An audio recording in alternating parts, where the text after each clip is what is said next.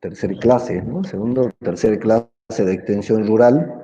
Como les decíamos en la primera clase, normalmente empezamos con el debate, la crítica y la reflexión sobre qué es extensión rural, pero este año, debido a que estamos en un cambio de contexto tan importante como es la pandemia, hemos preferido empezar por análisis de contexto y después de ese análisis contexto debatir qué es extensión rural en ese contexto, porque bueno, la capacidad de adaptar una cosa al cambio de contexto le da su inteligencia y le da su posibilidad de mantenerse eficiente, ¿no? Entonces este año hemos cambiado el orden de la materia y el planteo es analizar el contexto, ¿no? Que es la unidad número 2. En el problema de analizar el contexto en forma virtual se nos ocurrió la idea de proponerles hacer un ensayo. Concretamente el ensayo es una técnica, a mí me gusta bastante, me resulta muy interesante y me resulta muy útil. Es una técnica norteamericana, ¿no? Es una técnica que se usa mucho en el sistema pedagógico norteamericano, que es permanentemente pedirle a los alumnos que reflexionen sobre la realidad, estimuladas a esa reflexión con pensamientos de otras personas que ya tienen experiencia o formación probada en el área. Entonces, el ensayo consiste en una introducción donde uno plantea el tema que va a proponer, escribir, después describe los autores o las autoras que ha leído sobre ese tema que ha ido buscando, y al final escribe una conclusión sobre cuál es la opinión personal sobre ese tema, ¿no? Sobre lo que se va a plantear el ensayo, inspirada o estimulada o también en situación de crítica con los autores que han leído, ¿no? Si bien somos conscientes que esto es un planteo muy distinto a la forma de evaluación que tienen tradicionalmente, que bueno, es la clásica constructivista de repetición, digamos, ¿no? De recepción-repetición, esta no es de recepción-repetición, sino es de qué piensan ustedes, ¿no? Pero no un pensar solo inspirado con el saber que están teniendo ahora y con el saber por ahí de los medios, que los medios nos están influenciando mucho en nuestra forma de mirar la realidad, porque al estar encerrados en la casa, bueno, las redes sociales y los medios no forman una idea de la realidad. Entonces la propuesta era que lo enriquezcan con lecturas, ¿no? Con lecturas de autores y autoras que están reflexionando sobre la realidad, y bueno, y también ahora en un pequeño debate, o yo si quieren les doy lo que yo pienso, bueno, todas y ustedes han sido ya alumnos en economía y saben que yo soy muy claro de que esta es mi forma de pensar y que me parece muy bien que haya diversidad de forma de entender la realidad en los alumnos y que enriquezco, y que esa es una virtud de la universidad pública, ¿no? Que haya diversidad. Así que yo les voy a decir qué veo yo de los cambios en el contexto, de los potenciales cambios que puede producir la pandemia, específicamente, bueno, uno dice en el mundo agrario, pero me parece que los cambios están siendo integrales porque están impactando en todos los aspectos del ser humano, ¿no? En el individuo, en la forma de pensar, porque ahí está Viviana. Porque bueno, ya me voy. Bueno, antes de meterme en el tema, de darle lo que a mí, digamos, las cosas que a mí se me pasan por la cabeza, que se van a cambiar con esta pandemia, ahí están colgadas en el aula virtual varios documentos, ¿no? Para que ustedes lo revisen. Uno se llama Sopa de Guam, ¿no? Es un libro que, bueno, han escrito muchos intelectuales del mundo, dando sus opiniones desde posturas filosóficas, políticas, económicas, antropológicas, ecológicas, de género, cada uno de ellos filosofando, porque es de carácter filosófico, sobre qué es lo que va a pasar con el contexto, lo que está pasando y qué mundo puede venir después de esto, ¿no? Y van a encontrar una diversidad de algunos que dicen no pasa nada, esto va a pasar como una de las tantas, como la gripe del 18, como la anterior que tuvimos, la porcina, y como otras tantas, y que aquí no va a pasar nada. Otros que dicen que va a cambiar completamente la humanidad, porque esta gripe está dada en un contexto de virtualidad y de comunicación global, ¿no? Y que esa forma de vincularnos para la enfermedad es única y por primera vez la está viviendo el mundo. O sea que tampoco se sabe, y bueno, y hay de todas las opiniones. Hay algunos que son más críticos y dicen que está mal, y otros que están menos críticos y dicen que está bien, y bueno, van a encontrar de poco, de todo, ¿no? Inspirado en esta propuesta internacional de autores que reflexionan sobre la pandemia y pospandemia, que se llama Sopa de Guam, hacen lo mismo para Latinoamérica. Ese se llama La Fiebre. Es un compilado de 9 artículos que, inspirado y un poco dialogando con algunos autores y algunas autoras de Sopa de One, van diciendo lo que van pensando, ¿no? Son artículos cortos, obviamente la idea no es que lean todos, sino que, bueno, en la introducción de ambos libros describe desde qué enfoque, desde qué especialidad cada autor o cada autora analiza el contexto y el futuro, ¿no? Cómo hace su predicción del futuro. Entonces dice, bueno, tal autor trata sobre economía, tal autor trata sobre del punto de vista biológico, otros de la medicina. Bueno, ustedes vayan viendo cuál van leyendo. Igual la mayor parte de ellos, casi todos los que están ahí en Sopa de Guan y La Fiebre, si ustedes lo buscan en YouTube, tienen su opinión puesta en forma ya también audiovisual. Después les he colgado otros 4 artículos que también son propuestas de cambios, que creo yo que hablan de algunos cambios posibles, artículos de diario y algunos, un par de PDFs. Uno es la cuestión de la ecología, ¿no?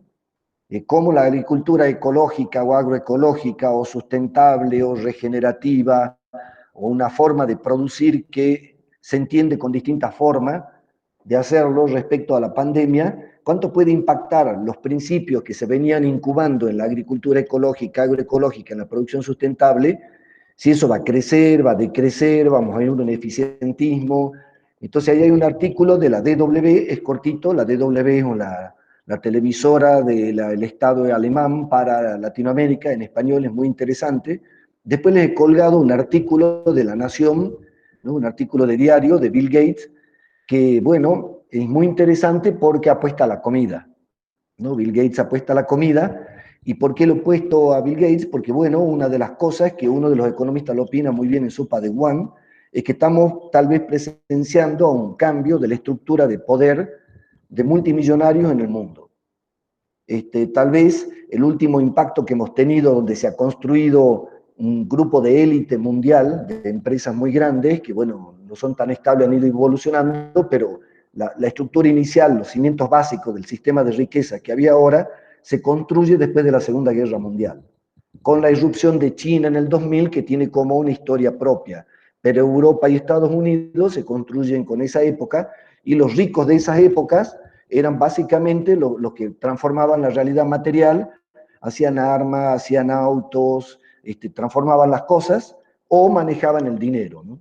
Y eso hace que un mundo se arme respecto de esa concentración de riqueza. Bueno, lo que ha pasado ahora, estamos en épocas de GAFAM, ¿no? De Google, de Amazon, de Facebook, de Apple, ¿no? De Microsoft, donde, bueno, acaba de ganar Jeff Bezos, ha llegado a los 100.000 millones de dólares de patrimonio, ¿no? O sea, tenemos nuevos ricos que son muy distintos a los anteriores, que están empezando a influenciar de una manera distinta, porque antes influenciaban con el dinero, pero ahora Bill Gates opina en las redes y cuántas millones de personas lo escuchan. Y uno de estos ricos, Bill Gates, ha decidido desembarcar en el agro y ha decidido desembarcar en Argentina con un nivel de riqueza que están teniendo esto, que bueno, vaya a saber a dónde va esa plata. Lo que sí se sabe es que hay 4 sectores de la economía que están creciendo de una manera monstruosa. Uno fundamentalmente, lo que ya los economistas hablan de las áreas esenciales. Miren lo que somos los sapiens del siglo XXI, ¿no? Una de las áreas esenciales y las demandas esenciales que tenemos es comunicarnos. Somos seres de comunicación, ¿no? Somos seres, y ya ahora de comunicación virtual, de interacción entre humanos. Las que más han crecido en el mundo son estas que trabajan con el tema virtual, ¿no? También ha crecido el alimento, también ha crecido la salud y también ha crecido la educación. ¿No? En la industria recién está viendo de cómo rebota, bueno, el turismo y la diversión, olvídate, eso están muy, muy mal, digamos, ¿no? Están quebrando las aerolíneas, quebrando Disney, ¿no? Pero las otras actividades se están manteniendo y algunas creciendo, ¿no? Entonces, bueno, ahí hay un artículo muy interesante de por qué, para ese autor, Bill Gates, para este periodista que lo entrevista y lo interpreta, baja al agro argentino, viene a invertir al agro argentino, ¿no? Después hay otro artículo muy interesante que es trabajo con la relación de la agroecología y de la pequeña producción agroecológica. Miren, el otro día, bueno, de paso el chivo, porque son muy piola, hay 2 ingenieros agrónomos, ex alumnos míos, alumnos nuestros, que han puesto una oferta por Facebook de venta de plantines, ¿no? De venta de plantines para hacer huerta. Y el otro día estábamos charlando con el gringo, yo les compro ahí, y ellos ya van leyendo de que se va creando una nueva demanda del servicio de extensión de su conocimiento a jardines y a huertas y a departamentos. Ya están pensando en hacer todo el proceso, no solo del plantín, sino venderle el invernadero, bueno, el coso de la UNCA, ¿no? El abono de la UNCA y todo eso, ¿no? Y cada vez están avanzando en un proceso agroecológico, familiar, de barrio y de departamento. Son cambios que se están produciendo con el cual además el manejo agroecológico en una cosa de jardín o en una cosa de departamento es mucho más sencillo y es mucho más posible, ¿no? Y además en la producción del propio alimento, con lo que también hay una diferente conciencia. Y lo que ellos dicen que le crece la demanda todo el tiempo. Y eso que Jujuy no es una ciudad o una provincia con especial conciencia agroecológica respecto del resto del mundo, ¿no? Hay lugares donde la tiene más clara. Pero ahí hay un cambio muy grande y ahí lo explica un poco, ¿no? Y bueno, después hay un análisis de un artículo sobre el impacto en el sector agropecuario. Bueno, este tema ya saben que es uno de los ejes de la materia, del posible impacto de los cerdos en el agro argentino y nuestra estructura agraria y nuestra economía, ¿no? Con debates cruzados. Bueno, la cantidad de cerdos que necesita China son enormes, ya, bueno, ahí tienen todos los datos y está en todo en la red, pero bueno, ¿qué va a pasar con el aumento de esa producción? Al principio era una muy buena noticia porque además venía China con sus empresas y con el Estado a invertir en pequeñas fábricas de cerdo, digamos, un criadero, yo no sé nada de eso, pero bueno, la ANTO sí tiene, lo he estudiado más, como cría los pollos, cría los chanchos, digamos, ¿no? Todo amontonado como feedlot de chanchos, ¿no? Con toda la concentración que eso significa de los animales, del riesgo de enfermedades, de lo ecológico, con la pregunta que se largan los agroecólogos y decir, che, ¿y si en China han matado todos los chanchos? Ahora se ha descubierto en Alemania también un brote, y en Brasil también parece que hay un brote. En realidad nos están dando la oportunidad de negocio, nos están pasando la enfermedad, ¿no? Nos están pasando el negocio con la enfermedad. Y bueno, hay también posturas respecto de hasta del sufrimiento de los animales, ¿no? De la calidad de vida de la vida y de la muerte de los cerdos, ¿no? Entonces hay muchos debates y ahí hay un artículo de cómo puede impactar en esta post-pandemia, con el agro como está, ¿no? Como está funcionando, esta oportunidad o amenaza. Para algunos lo ven como una amenaza, algunos lo ven como oportunidad, algunos lo ven como puede ser, un poco y un poco. El Ministerio de Economía, por supuesto, todo lo que traiga dólares de afuera en un país que tiene como tan poca confianza en su propia moneda y que todo el tiempo compra dólares, ¿no? Entonces es un país que siempre se destruye a sí mismo porque le quita confianza a su propia moneda, porque confía más en una moneda externa. Al subir el dólar produce inflación y bueno, ¿no? Somos un país muy particular en ese sentido, ¿no? Así que yo le diría que lean esos, ¿no? Y vamos buscando la manera de que construyan el ensayo. A mí se me ocurre que una de las posibilidades es que agarren un tema, ¿no? A aquellos o aquellas que les interesa decir, bueno, a mí me gusta agarrar, no sé, a ver, por ejemplo, no sé, la Gaby que tiene esa onda. Ahí hay una mujer, es Vampa, Maristel Svampa, que analiza muy interesante la modificación de las relaciones de género dentro de las casas al estar amontonado desde hace 6 meses con alguien que te soportaba 20% del tiempo al día, ¿no? Ahora, bueno, la cosa cambia y esos cambios están continuados, cómo están produciendo cambios en nuestra vida cotidiana y en las relaciones de género, ¿no? Los hombres estando en la casa, que es una cosa que no estábamos acostumbrados, eliminando la posibilidad de la relación con el exterior para descomprimir las tensiones lógicas de los grupos afectivos primarios, ¿no? De las familias. Entonces ahí también hay análisis de ese tipo, cómo se están modificando las relaciones en las familias, a nosotros como personas, cómo nos está modificando la pandemia, porque por ejemplo, hay cosas muy interesantes. Mucho de las cosas que parecía que nos daban placer cuando no teníamos pandemia, por ejemplo, el consumir bienes, el consumir alegría, el salir a una fiesta, sí, le hemos ido perdiendo, se va, digamos, sintiendo la falta, pero tampoco es que no hemos muerto, ¿no? O sea, estamos teniendo un aprendizaje a divertirnos con nosotros mismos y a divertirnos con quien tenemos, con quien nos ha tocado vivir encerrado, ¿no? O sea, con quien nos ha tocado la cuarentena, ¿no? Y eso es todo un aprendizaje. También hay algunos, por ejemplo, el Fagen-Silver analiza, y CISEC también analiza interesante, que nos está produciendo a nosotros como persona todo este cambio. Aunque esto de Chiché, a ver, todo el tiempo encerrado en la casa mirando esto, qué importante en la vida nos va a producir algo. Yo les cuento, bueno, esto les tengo que contar porque me parece que subjetiva mucho más mi relato. Yo he tenido coronavirus, ¿no? Lo he tenido totalmente asintomático, pero bueno, el susto me lo comí, obviamente, digamos, ¿no? O sea, como el diario del lunes está bárbaro para decir, che, la verdad que si te da no te pasa nada, sí, eso está bueno contarlo después que no te ha pasado, digamos. Pero me ha pasado y me ha dado todo el temor, ¿no?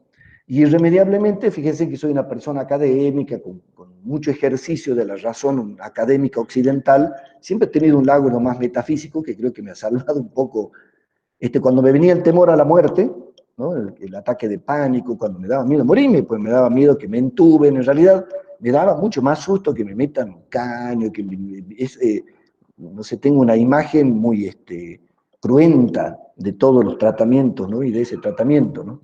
Claro, me daba muchísimo miedo y es inevitable frente al miedo y ante un virus que no hay respuesta, porque ¿qué me pasaba? La médica que me seguía de la obra social me decía una cosa, un amigo bioquímico me decía otra.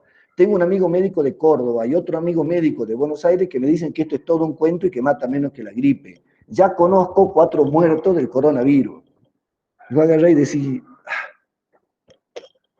¿cómo es? ¿No? O sea, realmente, claro, ¿qué pasa? La razón todavía no tiene una respuesta científica para predecir a quién le va a dar, a quién no le va a dar y cómo le va a dar. Entonces vivimos en un hueco de incertidumbre de la razón occidental que venía tan entusiasmada y tan orgullosa de que podía resolver todo. Ya estábamos llegando a Marte, ¿no?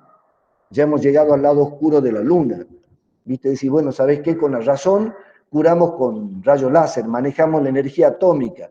Y de golpe, bueno, nos ha venido este pedazo de ADN que ando dando vuelta y que nos liquida. Entonces nos ha llevado desde el punto de vista filosófico a una nueva incertidumbre. Una incertidumbre donde la razón, que en el siglo XVII, yo voy a volver ahí porque bueno, ese es el marco teórico que yo manejo, ¿no? Nosotros los que venimos del mundo europeo y las culturas impregnadas por la cultura europea como la nuestra, en el 1600, digamos, en la caída con la Revolución Francesa, se cae la monarquía, que era un sistema de gobierno económico, político y religioso, que tenía unas determinadas reglas y que caen esas reglas. Que era que el rey o la familia real, que era heredera de los dioses, era la propiedad de la tierra, y los negocios comerciales y financieros los hacían las familias amigas, y se heredaba el poder y todo ese cuento. Cuando se cae, viene el problema y dicen, che, bueno, ¿y ahora cómo organizamos esto? Antes era sencillo. Había una familia que era real, que en la sangre le venía el talento para gobernar, porque eran de seres humanos que por alguna virtud divina, porque algún dios se había comunicado con ellos, o porque se consideraban de familias reales, ¿no? De familias que tenían genéticamente la aptitud para gobernar. Eso se llama en la antropología el evolucionismo biológico. Cuando vos crees que sos superior por una característica física, ¿no? Por una característica biológica, por el color de la piel, el origen, no sé, por el género también. Entonces, una de lo que había que era el tema de la monarquía era la idea del evolucionismo biológico, de que esta organización de humanos la tiene que conducir a aquellos que son superiores. Por algún motivo, ese evolucionismo biológico a través del tiempo ha ido cambiando. La gente que viene de la monarquía con esa idea de evolucionismo biológico, después da el principio filosófico para que se arme el nazismo. Sobre todo con los problemas que habían tenido en Alemania con los judíos. Entonces hay mucha gente que cuando se le arma un quilombo en la realidad, como ahora, y la razón científica no puede responder, ¿qué dice? Volvamos a la conducción de los evolucionados biológicamente, ¿no? Entonces empiezan las derechas, las críticas, el problema de colores en la gente, el problema de cultura, el problema de género. Esa corriente del evolucionismo biológico, que es una evolución de la monarquía, evoluciona después en el fascismo, que la humanidad había creído que había perdido potencia y ahora ha vuelto, ¿no? Con la idea de que hay seres humanos que en la sangre, en la genética, llevan un talento superior para conducir y viceversa. Hay otros que en la cultura, que en la sangre, que en la genética, que en el color del piel, en el tamaño, llevan características inferiores que no hay manera de solucionarlo. La única manera es que el superior conduzca y el inferior acompañe, ¿no? Y hay toda una línea que hoy ya hay un par de artículos que critican esa línea. Hay otra línea que dice, no, mira, no vamos al evolucionismo biológico, acá no hay ningún superior, somos todos iguales, y esa igualdad tiene que dar libertad, o sea, tenemos que competir libremente sin ningún control. Y se arma toda una línea que filosóficamente entiende que la mejor forma de organizar la sociedad es el bienestar individual y la competencia con el otro individuo. La destrucción de todas las instituciones colectivas, las religiones, el Estado, la academia, la familia, para llegar a un individuo competitivo y eficiente y que en el bienestar físico de cada uno de nosotros como individuo está el sentido de la vida. Y agarra toda una línea esta de los austríacos, que después va a Inglaterra, que la agarra Adam Smith, que después va a Estados Unidos, que es la línea de los libertarios del libre mercado, siendo, por ejemplo, Milley, a mi gusto medio payasesco, pero bueno, un comunicador de la escuela austríaca, que son los libertarios totales, que viene de esa época. Unos decían, che, no, para, este grupo inferior está jodido, hay que manejarlo, y este grupo superior maneja el poder. Otros decían, no, para, ¿sabe qué? Libre el individuo. Adam Smith decía, la codicia es una virtud, porque cada persona tratando de ganar más dinero, de progresar, va a hacer mejor las cosas, y si hacer mejor las cosas, a la larga va a beneficiar al resto de la sociedad. Y se toma esa idea reemplazando la idea anterior de la monarquía, que la riqueza era solo propiedad de una élite, y hasta ese siglo, y ahí viene un cambio muy profundo, que hasta ahora lo estamos digiriendo, hasta el 800 ser rico dependía de dónde había nacido. Cuando llegan todos estos libertarios que dicen, ¿de qué me venía a hablar de que la riqueza está limitada por casta? Todavía en la India sigue esa idea, ¿no?, de las castas.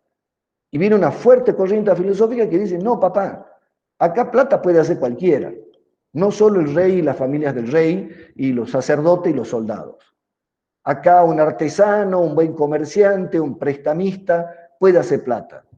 Y se saca el límite psicológico, colectivo, religioso, de que la riqueza estaba limitada para un determinado sector. Y se saca eso con un discurso libertario muy fuerte. Libertad contra un Estado monárquico, que además era un discurso contra Dios, porque ese Estado era monárquico y estaba esponsoreado por alguna forma de Dios, digamos, ¿no? En los países árabes era Mahoma el que esponsoreaba, en las cruzadas era Cristo, bueno, depende de qué cultura vayan, siempre hay un Dios respaldando todas estas cosas, ¿no? Entonces, hay una corriente muy fuerte que sigue en debate hoy día, ¿no? Y hay una tercera corriente que es de la idea de lo colectivo, es decir, bueno, mirá, es necesario el Estado, es necesario las organizaciones de la sociedad civil, es necesario que lo común, no priorizar lo individual, sino priorizar lo grupal, lo comunal. Entonces es importante la familia, el Estado, las organizaciones de la sociedad civil, la iglesia, no individuos compitiendo entre ellos, sino individuos viviendo en grupos y compartiendo grupos. Son las escuelas de lo que hoy se llama institucionalismo, que dicen, bueno, mira, los seres humanos somos grupales, la idea del individuo está bien, nos hace competir a todo, pero no somos felices porque al fondo nos gusta estar con gente, ¿no? Entonces, nos gusta cooperar, somos seres de afecto, y hay toda una línea que eso respalda filosóficamente a la intervención del Estado en la economía, que en los 90 había perdido mucho poder, porque esa línea toma mucha fuerza con la finalización de la Segunda Guerra Mundial, que bueno, la mitad del mundo se hace comunista, o sea, el Estado es propietario de todo, especialmente la URSS y China, y la otra mitad del mundo se hace liberal y capitalista, ¿no? Con una Europa al medio que un poco y un poco. Siempre los europeos en este debate tomaron un poco de cada una de las cosas, pero básicamente tomaron la idea del libre mercado mezclada con el Estado.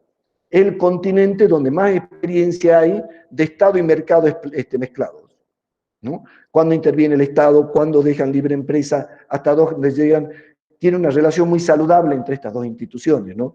Y bastante próspera. Le va sobre todo a Alemania, ¿no? Es la que mejor maneja esta relación próspera, ¿no?, entre empresas privadas y poder político. Fíjense, Merkel está desde hace 2005 como canciller, y ya tenía 8 años antes de ministra de otros tipos, ¿no? Es una mujer poderosísima que lleva más de 20 años en el poder y ve, incuestionable, ¿no? ¿Y cuál es su habilidad? Manejar las presiones, lo político, lo común, lo que responde a toda la sociedad, ahora lo que le mete todo lo que corresponde al medio ambiente y lo empresarial, ¿no? Y Europa sí toma una tradición donde mezclan ambas cosas, ¿no? Países como el nuestro tienen sectores de un lado, tienen sectores del otro, y que, bueno, presionan desde su idea para organizar nuestro país y nuestra provincia desde esas ideas, ¿no? Entonces, hoy en día estamos frente también a un debate de cuál es el rol del Estado, cuál va a seguir siendo el rol del Estado. Si ustedes ponen, fíjense, yo les doy un solo dato, que el que yo manejo, en Jujuy se entregan, o hay 162.000 IFE. Se calcula que en Jujuy hay 300.000 personas en capacidad de trabajar, en edad económicamente activa. En trabajo registrado en Jujuy, tenemos 80.000 en el Estado, póngale en 100.000 en el Estado Nacional, no tenemos más de 160.000. Hoy en día en Jujuy tenemos casi tanto IFE como empleado formal, sacando la microempresa, el pequeño productor. Ajá. ¿Qué me está diciendo? ¿Que el Estado es tan importante como toda la economía de Jujuy junta para generar empleo? Sí. Y si esos 167.000 IFE yo le sumo los 100.000 empleados públicos, tenemos 267.000 personas, como yo, como la ANTO, que vivimos del sistema público, algunos más, algunos menos, algunos como complemento. ¿El rol del Estado es importante o no es importante? ¿Está bien o está mal? ¿Cómo evoluciona esto? Esta cantidad de contención a lo público y desde lo público, ¿funciona bien o funciona mal? ¿Está deteniendo la pobreza o la está aumentando? En el sector rural, ¿cómo está impactando? ¿Cómo está impactando, por ejemplo, le hablo más de cosas micros muy interesantes? Bueno, ustedes sabrán que yo soy un viejo cuestionador, bueno, somos ya la Anto, no es vieja, ¿no? Ya está entrando, soy un viejo cuestionador del cuello de botella que es la feria de Perico para la fijación de precios para el fresco. Dicho de otra manera, miles de pequeños productores con petizo bajo el agua, siempre tratando de no morirse, y con la diferencia de precio en el clúster, en la cadena, tomándola la feria de Perico, ¿no? Bueno, esa feria de Perico con la pandemia está desestructurada. Han abierto, han vuelto a cerrar, se ha fragmentado, ya en Palpalá se ha abierto 2, se han abierto en Palpalá. Entonces, claro, ¿qué pasa desde el punto de vista económico? Vos al tener un solo comprador, como era la feria de Perico, ellos fijaban el precio y no tenían competencia. Era un monopolio. Ahora parece que va a haber un monopsonio. Están las dos de Palpalá, está la de Perico que abre, se abrió otra privada en Perico. Pequeños productores se están organizando porque además la compra se está virtualizando mucho ya en Jujuy. Se compra por WhatsApp, se compra por delivery. Entonces está habiendo muchísimos cambios en la forma en la forma de consumir, en la forma de vender. Yo veo que en la parte del campo para adentro no está cambiando mucho, la gente sigue en el campo porque en el campo no se contagia tanto, digamos al revés, es más seguro que en la ciudad. Entonces en el sector agrícola, no solo lo veo en Jujuy, sino lo veo en el mundo, veo que hay un un cambio de la tranquera para afuera. ¿Dónde? En los sistemas de comercialización. Sobre todo las ferias y los súper. Si ustedes andan por los barrios van a ver infinidad de pequeños almacenes, porque bueno, la gente no tiene mucha ganas de ir al súper. Y más si tiene que ir en colectivo, transporte público, ¿no? Entonces se va fragmentando la comercialización y se van incluyendo nuevos comercializadores pequeños, ¿no? Todo eso, bueno, puede ser interesante, puede ser que no. Depende cómo se lo maneje, ¿no? Depende qué idea se tenga al respecto, ¿no?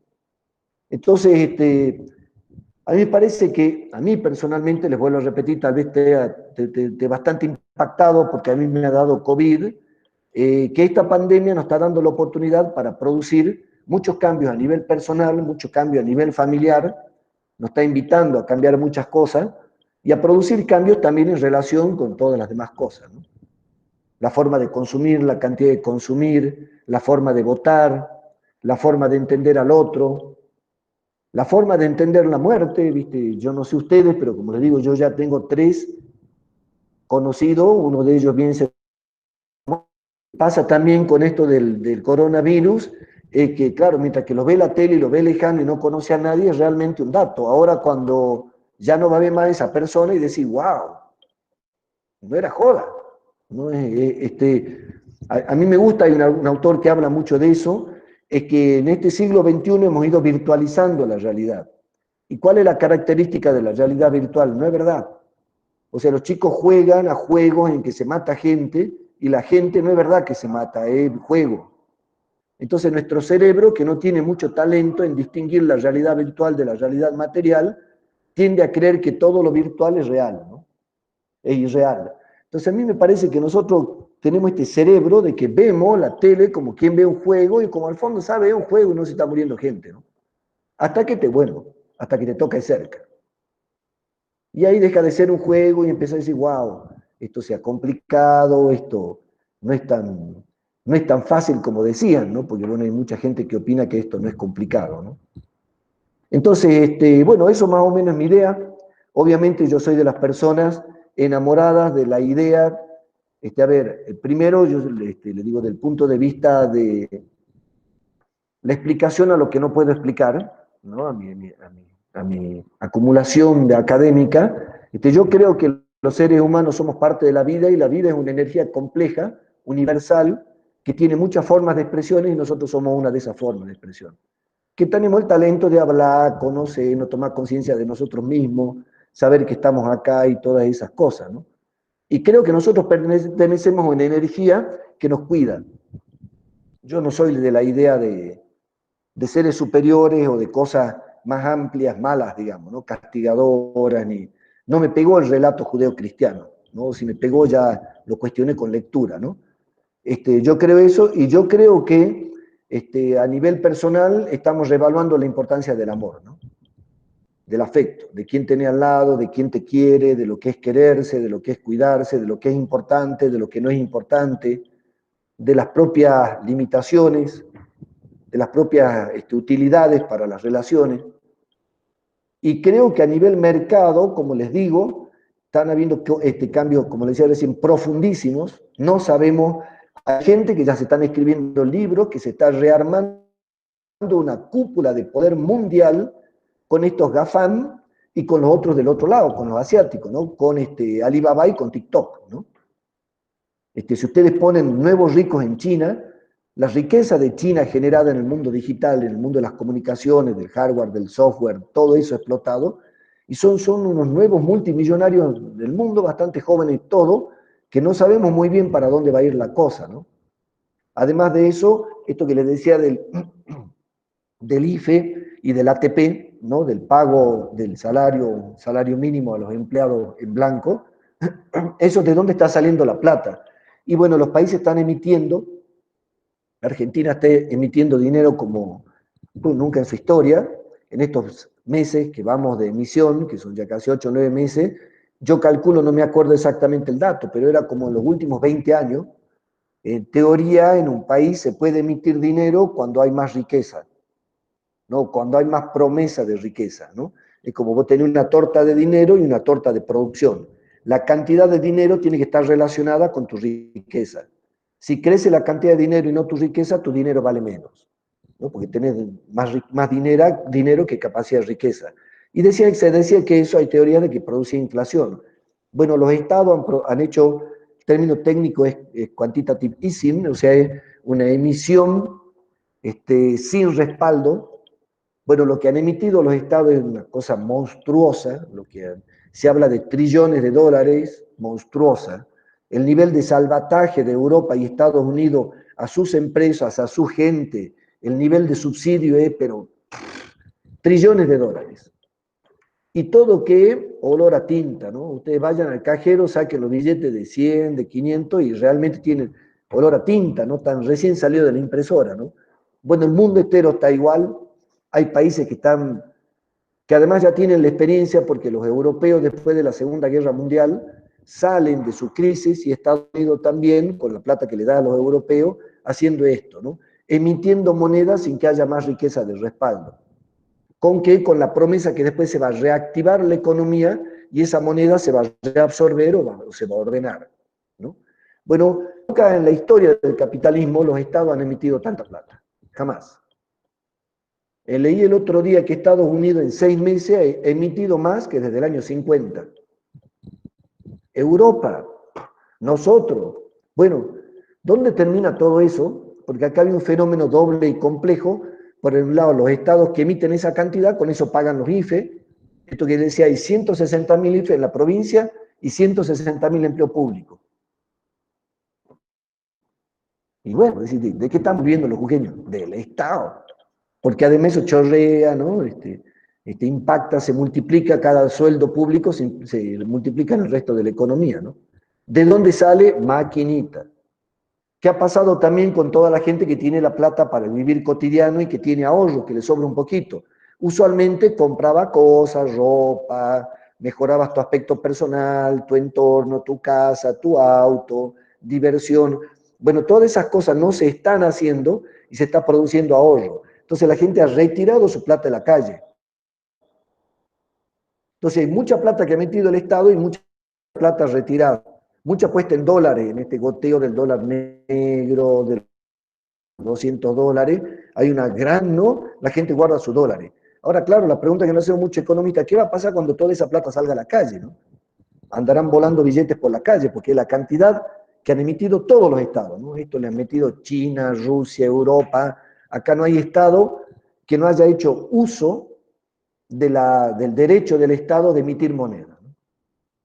En este debate que yo les decía que en los 50 estaban esto entre el comunismo, entre el debate colectivo y el debate individual, ¿no? Esto que se había armado terminando la Revolución Francesa, a fines de los 80, con la caída de la URSS, de la ex-URSS, pierde potencia la propuesta colectiva, ¿no? El comunismo, la sociedad civil organizada, la cooperativa, la comunidad trabajando junta, nosotros los que sufrimos el mismo problema que nos unimos, y la unión del que pertenece a la misma clase, al mismo género, a la misma etnia, a la misma cultura, para desde ahí pelear. Bueno, esas ideas caen políticamente en los 70, cuando muere Mao Zedong y China deja de ser comunista y se hace con un capitalismo controlado por el Partido Comunista Chino. Así es a esa forma le ha dado el capitalismo China, ¿no? Manejado y controlado por 7 de cada 10 empresas chinas son del Estado chino, en China, ¿no? Cae China, se hace liberal, pierde potencia el discurso de transformación. Claro, los liberales tenían todo el discurso de la escuela austríaca, de la escuela inglesa, de la norteamericana en los neoclásicos, y los otros tenían el discurso del alemán Marx diciendo lo colectivo, la Rosa Luxemburgo y otros más que con distinta diversidad, con una versión italiana, una versión inglesa, y después que eso políticamente uno se expresa en países más liberales y otro en Rusia, en la URSS y en China. Cae China y después cae la URSS, se desarma la Unión de Repúblicas Socialistas Soviéticas. Entonces, ¿qué pasa? El discurso que priorizar lo colectivo por el individuo compitiendo y priorizar el Estado y el Estado dueño de la economía y de todo, no funciona. Mira cómo no ha funcionado en Cuba. Mira el desastre. Venezuela, mira el desastre que es eso. Cuba, oh, eso. Son físicos manejando choferes, choferes de taxi, ¿no? Entonces, la idea colectiva que había sido muy potente a mediados del siglo pasado, después de los 90 pierde potencia y toma potencia la idea liberal. La meritocracia, el individuo por arriba de lo colectivo, el enriquecimiento como sentido de la vida, el ser parte de los que van adelante en esta competencia de modernidad, básicamente Estados Unidos y Europa, ¿no? Y bueno, y toda esa expresión que en los 90 parecía que era la única, claro, se encuentra ahora con la pandemia que obliga hasta el país más liberal a hacer uso del Estado. Miren qué cosa paradójica. Para un economista, la verdad, el mundo moderno es como tan interesante, porque bueno, yo confieso que no entiendo un poco ya de lo que está pasando y creo que todo lo que he leído no sirve para nada, porque en el 2018, cuando entra Trump, China le clava a Estados Unidos una demanda en la Organización Mundial del Comercio, ¿no? La Organización Mundial del Comercio es la organización entre países más grandes del mundo donde acuerdan reglas para intercambiar. Si vos perteneces ahí, aceptás la regla para que funcione el comercio, que es la red organizativa más poderosa que tiene la humanidad, ¿no? Comprar de acá, vender acá, toda esa red. Bueno, Trump llega y prohíbe la entrada de productos chinos a Estados Unidos. O sea, el país liberal ¿no? Como Estados Unidos, el modelo liberal del mundo, no permite el paso de productos China-Estados Unidos diciéndole no hay liberalismo. China, el Partido Comunista China, le hace una demanda al país liberal por violar el libre mercado en el 2018. En, no sé, 350.000 productos, creo que eran 235.000 millones de dólares. Es lo que empieza a perder China en el 2018 por la prohibición de Estados Unidos de entrada de sus productos a Estados Unidos. Y la Organización Mundial del Comercio le da la razón a China con el Partido Comunista Chino y lo castiga por falta de libre mercado a Estados Unidos. Te decís, bueno, la verdad que el mundo está muy particular, los liberales protegen y los comunistas promueven el libre mercado, ¿no? Entonces, realmente estamos en un momento muy complicado donde los estados están teniendo presencias tremendas, ¿no? No solo están teniendo presencias tremendas en la emisión, sino en todo el tema de la pandemia. El Estado en la institución, sobre todo en Argentina, comparado con el resto de Latinoamérica, es la institución más potente de la sociedad y atraviesa todas las partes de la sociedad. No sé, un sindicato cubre su gremio, una organización empresarial, sus miembros, una iglesia, sus feligreses, bueno, el Estado los cruza todo, ¿no? Y el Estado realmente, bueno, está produciendo grandes debates e incomodidades, ¿no? ¿Y cómo sigue esto? Con estos estados poderosos que tienen en Jujuy 162.000 IFE y 100.000 puestos de trabajo público. ¿Está bien o está mal? Está mal que los estados generen empleo, sacándole a las empresas de estos 4 sectores esenciales que cada vez ganan más dinero. ¿Está bien el impuesto a la riqueza? O impuesto a la riqueza, o contribución única, o bueno, como le quieran llamarle, ¿no? Esta propuesta que está en todos lados del mundo, no crean que Argentina es el creador del cobrar un impuesto extraordinario a las riquezas extraordinarias, no para paliar la pandemia, ¿no? ¿Está bien o está mal que el Estado tenga ese rol? ¿Y cómo sigue esto? ¿Y cómo sigue esto en la producción agrícola, ¿no? Bueno, yo le había propuesto, ya por supuesto no he cumplido mi palabra, de no decirle mucho mi opinión porque no quiero contaminarlo, digamos, ¿no? Ese por el agujerito que yo veo el mundo, digamos, ese es mi punto de vista, es el punto desde el que veo el mundo. Bueno, ese es mi punto de vista, es el puntito del que veo el mundo, ¿no? Sí, yo a mí lo que me interesa es que ustedes vayan trabajando su punto de vista, ¿no? Esta unidad es solo un ensayo y no hay clase, hay estos disparadores. Yo le he pasado algunos artículos que son de unos libros y artículos que yo he leído, pero si ustedes consiguen otros autores, otra gente que esté reflexionando sobre esto, otra idea y toda propuesta, buenísimo. Lo que se quiere en la materia es que ustedes reflexionen sobre esto, ¿no? ¿Qué cambio nos va a producir la pandemia a nosotros? Si quieren enfocar el cambio en algún aspecto específico, si quieren entrar al mundo agrario, si quieren entrar al mundo empresarial, a las relaciones personales, al género, al medio ambiente, a las posibilidades de la agroecología, si quieren meter el cerdo en el cambio que se está produciendo en la pandemia, porque viene con eso también. Bueno, ustedes eligen, ¿no? Ustedes buscan para qué lado agarrar, ¿no? Y bueno, no sé hasta cuándo quieren, estamos el 17 de septiembre. A mí me gustaría que esto ya, no sé qué te parece, Anto, 15 días para principios de octubre. Sí, yo les había puesto ahí en el aula virtual, Ah, abrí el foro ya desde la clase pasada y había puesto para el miércoles, el jueves que viene, pero el jueves como que viene sería no sé cómo 24. vienen los chicos con la lectura porque tampoco, todavía no participaron en el foro, así que ¿Cómo vienen? Silencio nomás. No están leyendo, ¿no?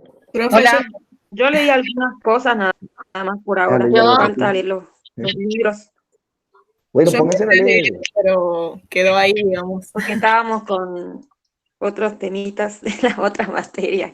Sí, siempre, Así que bueno, digamos, es un riesgo que nosotros hemos asumido, como tenemos una propuesta pedagógica no conductista, ni creemos que, digamos, que la presión sea la forma de hacerlo estudiar, tratamos de entusiasmarlo y hacerle cosas piolas y eso, claro, lo que les pasa en la práctica es al tener más presión que el otro lado, la presión funciona más que el entusiasmo. ¿no? Siempre nos terminan choreando horas y dando a las otras materias que son más exigentes. Le dicen, no, el martes el parcial y me tenés que presentar y tenés que estudiar esto y repetir esto, y claro, ¿no? Pero bueno, son riesgos que uno asume y a algunos les parece, les sirve y a otros no, ¿no? El estilo pedagógico que hemos asumido en la materia, ¿no? Pero sí, lo que tienen es que, bueno, porque seamos tranquilos, piola y sea un ensayo de la embolilla, pues, ¿no? Yo les recomiendo que arranquen con los artículos sueltos que que yo los puse como sugerencia para arrancar la lectura, y por ahí eso les despierta el interés por alguno en particular de los que están dentro de los libros del compilado, que tiene, como decía Raúl, diferentes mirados, diferentes direcciones. Entonces, por ahí, si le pareció interesante el de agroecología, busquen aquellos que hablan sobre la producción de alimentos, sobre los cambios de consumo, no sé, una sugerencia. Así no tienen que leer, no sé, no es pesada la lectura porque son ensayos como muy cortitos, tienen una carilla, una hoja, y no es complejo el lenguaje tampoco, o sea, es una lectura bastante rápida y aparte son interesantes, pero por ahí los que son una nota de diario, algo así, los guía en lo que más les interesa, entonces van buscando dentro de los compilados. En la introducción de O ambos sea, libros, perdón, Gonzalo, en la introducción de ambos libros dicen tal autor trata tal tema, tal autor trata tal Claro, tema. Lean la introducción y ahí se orientan. Sí, claro, Constanza. tal cual. el tema es específicamente qué cambios va a provocar la pandemia en alguna de estas áreas. Así es. ¿Y cuál es tu opinión, no? ¿Cuál es tu... elegir el área, hacer una introducción donde describís el área, ¿no? O el tema, en donde los trabajaría, tiene tales características, describir el alcance temático, si lo quieren hacer a nivel más filosófico para toda la humanidad, por ejemplo, cambia el concepto del amor, no sé, estoy diciendo que lo tratan un poco al tema, o más concreto, cómo va a cambiar la realidad del pequeño productor, o la huerta urbana y de departamento, digamos, ¿no? La nueva agricultura, o Bill Gates bajando con la última tecnología al campo argentino para robotizar todo el campo, ¿no? Metiendo la misma impronta de cuarta tecnología en el campo nuestro. Entonces hay uno en la introducción describe el tema que ha usado, o que el tema que ha elegido, y describe el tamaño y el alcance del tema, ¿no? Que puede ser, estamos desde lo filosófico universal hasta lo particular local, ¿no? Pueden elegir lo que quieran, eso confunde, pero bueno, a la vez da más espacio a la creatividad, ¿no? Entonces, una vez que más o menos ustedes han elegido el tema, haciendo estas lecturas que Lanto sugiere, empiezan a leer, y es una lectura, no es una lectura como la que ustedes hacen tratando de leer para ver qué recuerdan, es una lectura que siempre está dialogando con su propia idea. ¿Has visto cuando vos lees y decís, sí, mira lo que dice esta mina, qué piola será? Claro, es un ejercicio de leer para producir propia idea. No es un ejercicio de leer para guardar el conocimiento para después devolverlo. Esto es leer para pensar, no es leer para repetir. Es un ejercicio de lectura, de reflexión, ¿no? Entonces, uno qué hace en los ensayos. Bueno, leí al autor, no sé, Zizek. Zizek propone tal cosa, tal cosa, tal cosa, sobre este tema dice esto, ¿no? Además hay una técnica muy interesante que ya usamos los viejos, es que cuando vos pillas un autor que te gusta, es como pillar la punta del hilo, ¿no? Y ya te vas a YouTube y ya lo encontrás, y ya ves que este te conecta con otros autores que tienen más o menos la misma idea, y lees la bibliografía y ya te metes en el mundo maravilloso de la red del conocimiento mundial, orientado por algún autor, ¿no? Pero bueno, son esos, pueden ser otros. Entonces, en la parte del medio del ensayo, en el cuerpo del ensayo, pone, lo leía Zizek, dice tal cosa y tal cosa, y la leía Juanita, que dice tal cosa y tal cosa, y escuché este TED Talk de YouTube que dice tal cosa y tal cosa sobre el tema. Y ahí hay una descripción de los autores y lo que ustedes le han extraído de esos autores, de lo que más les parece interesante respecto al tema que han elegido. Y al final hay una tercera parte que es la conclusión, que decir, bueno, ya ustedes qué piensan. A mí me parece. Claro. Por ahí es como un ejercicio de mucha libertad, porque tienen que elegir el tema que van a desarrollar, el autor que van a elegir, y por ahí eso a veces es como más complejo a que te digan, bueno, responde esta serie de preguntas, ¿no? Eh, Por eso está bueno que se guíen en alguna temática, así no se agobian con las lecturas, más que nada. Y no sé si alguna vez hicieron un ensayo en alguna materia, pero el año pasado lo que yo hice fue facilitarles un ensayo que había hecho yo, que no tiene nada que ver con la temática, pero por ahí para la estructura, no sé si quieren que se lo facilite, yo no tengo problema. Pero bueno, no sé cómo viene con la lectura para... Sí, está bueno, Anto, si lo podés pasar. Dale, es de nada que ver, que es un curso que hice y que nos pedían un ensayo justamente, pero bueno, como para que se den cuenta que es más o menos lo que tienen que volcar en el ensayo. Está bien. ¿Y tiene que tener alguna extensión mínima o máxima el ensayo en particular, o más o menos? ¿No? No, pero se hace más fácil de leer si tiene una hoja o 3 carillas, 2 carillas, como no es una monografía, ¿no? Es concreto, es algo concreto. Sí, el mayor riesgo, Constanza, en los ensayos es irte por la rama, ¿no? Claro.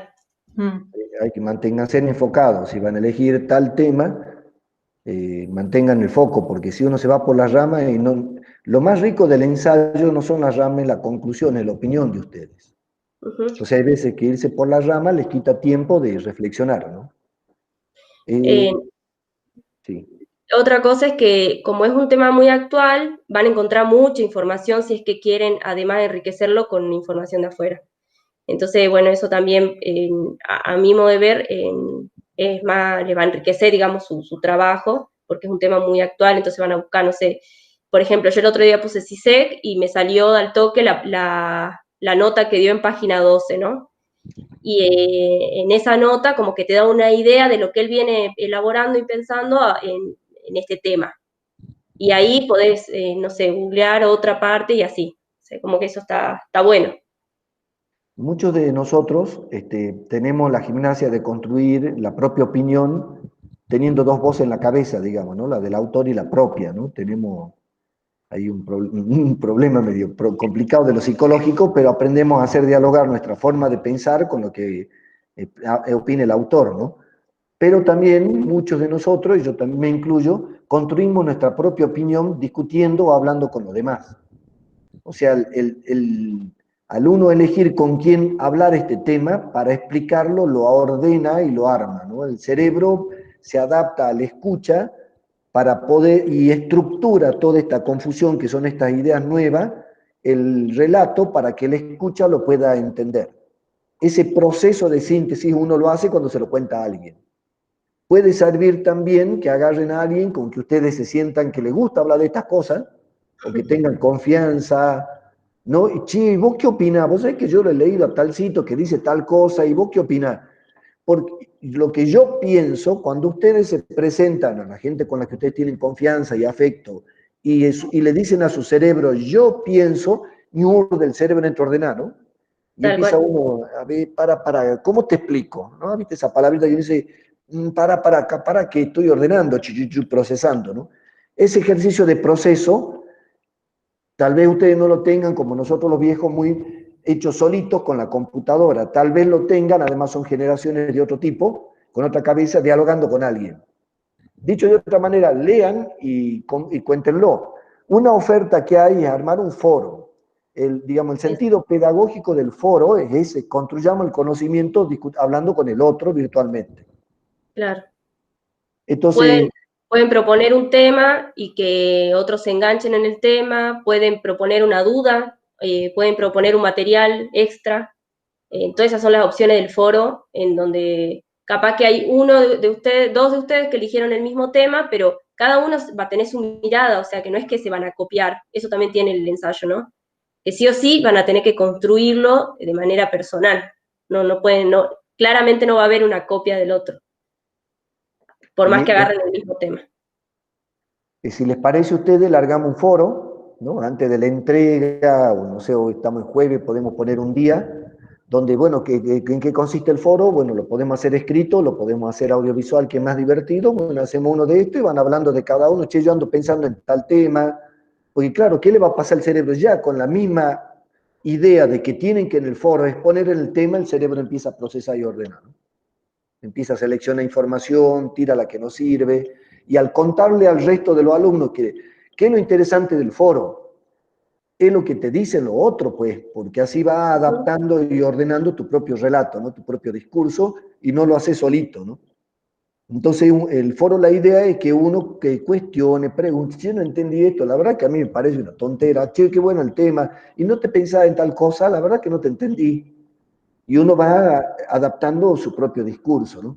Si les parece ese sistema que es muy piola, el de los foros, armamos un forito donde los vamos escuchando en la selección de temas, y ahí nosotros los profes podemos tirar un bocadillo, che, por ahí si lees esto te va a ayudar, ¿no? Te puede orientar un poco y otra historia, ¿no? O si no, lo hacen en la casa, ¿no? Con la gente que tiene cerca, ¿cierto? Que lo que no les va a servir es querer leer todo lo propuesto 2 días antes de entregar el ensayo. Eso no les va a servir porque el ensayo necesita una elaboración en la cabeza para poder volcarlo a la escritura. Capaz que tienen una idea suelta y la van pensando toda una semana, van leyendo cosas semejantes y ahí recién van a poder volcar en la escritura. Pero no les va a servir que el día antes agarren las cosas y después quieran escribir el ensayo. Eso es otro consejo. Del punto de vista epistemológico, nosotros somos culturas donde tenemos mucho funcionamiento de la inteligencia emocional. O sea, elegimos los temas muchas veces por lo que sentimos, más claro, por intuiciones, sensaciones. Entonces, claro, pasar la intuición, pasar la sensación o mezclarla con razón también es un ejercicio que cuesta, ¿no? Porque por ahí la selección es medio de vocaciones, de sensibilidades, de emoción, ¿no? No es una elección estadística del tema, de estadista, sino es más emocional, ¿no? Y bueno, y nosotros los latinos tenemos ese problema que tendemos más a sentir la realidad que a describirla racionalmente con un método. Y ese paso de las dos inteligencias, no, bueno, algunos tienen más ejercitado, otros menos. Nosotros tenemos, siempre me escuchan que tengo esa idea de que somos seres de emoción, somos seres de misterio y de razón, ¿no? Somos una cultura que mezcla un poquito de las tres inteligencias. Creo yo que la inteligencia de la emoción y la del misterio es la más convocada en estos tiempos de pandemia, ¿no? Claro, el problema de esto es que tenés que usar la parte racional, pero la elección del tema viene de lo emocional, de lo intuitivo, de la relación no solo con la razón ¿no? clásica que uno tiene con la realidad, ¿no? Pero vean con quién, y si no, foro. A mí me parece re piola la idea del foro y escucharlo, ¿no? Ponemos un día que ustedes puedan. Yo no sé si les plantearía el jueves que viene, a menos que el jueves que viene hagamos 1 hora de foro con tiempo limitado para cada una, y en una otra hora ya entremos en la unidad 1 que bueno, vamos a hacerla como segunda, que es la extensión rural. Que también le voy a dar sí. Lo que se me ocurre es que durante estos días ustedes elijan el tema en el que quieren hacer foco para el ensayo. Entonces, en el día del foro ya vienen vienen con alguna idea y con las dudas para proponer en el foro, ¿no? Y no que, o sea, que así sea más dinámico. Que no sea un foro de sueltos, sino que ya tengamos más o menos por qué ideas van a ir. O no sé qué se les ocurre a ustedes que les facilitaría para poder arrancar con el primer trabajo. Sí, está bueno, para mí es una buena idea como ir haciendo como un adelanto. Uh-huh.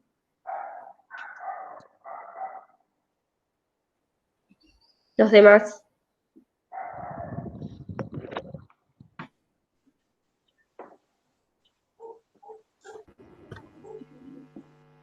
No, a mí me parece muy bien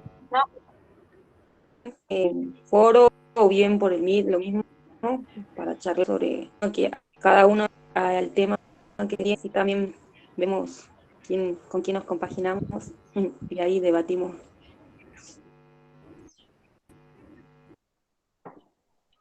¿El resto? Sí, para mí, no sé, me parece más cómodo por ahí por el Meet. Pero bueno, no sé, eso como decidan. A mí también me parece mejor idea por el Meet. Ok.